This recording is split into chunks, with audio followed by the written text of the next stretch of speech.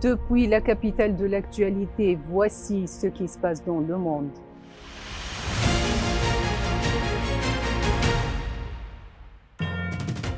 L'Occident soutient Israël après une attaque de l'Iran, évolution des combats avec l'occupation dans le sud du Liban, et la Russie se prépare à la poursuite de la guerre.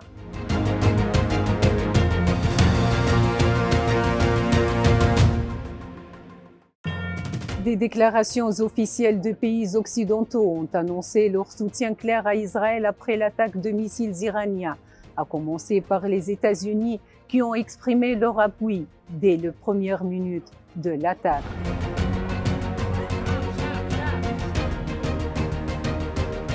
Le chancelier allemand a condamné les frappes iraniennes, appelant un cessez-le-feu, tandis que la France a réaffirmé son engagement en faveur de la sécurité d'Israël, mobilisant ses ressources militaires au Moyen-Orient pour contrer la menace iranienne.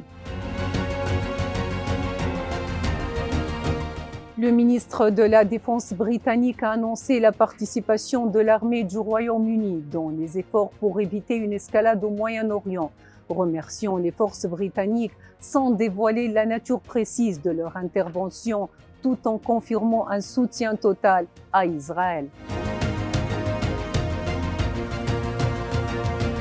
Un riposte violente, telle est la décision prise par le cabinet de sécurité israélien. La radio publique israélienne a rapporté que cette décision consistait à répondre sévèrement à l'attaque iranienne. Les opérations militaires israéliennes au Liban se sont poursuivies avec plusieurs affrontements contre le Hezbollah, entraînant la mort et les blessures de nombreux soldats et officiers de l'armée israélienne.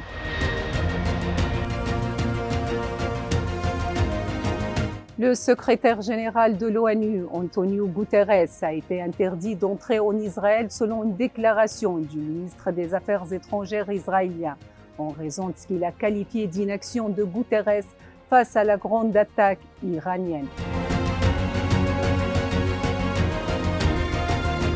La position de la Russie a été claire, selon la porte-parole du ministère des Affaires étrangères, qui a déclaré que les États-Unis portent la responsabilité de la détérioration de la situation au Moyen-Orient. D'autre part, la Russie prévoit une augmentation massive de ses dépenses militaires, le Kremlin prenant de nouvelles mesures pour financer sa guerre en Ukraine, ce qui reflète l'intention du président russe de prolonger le conflit.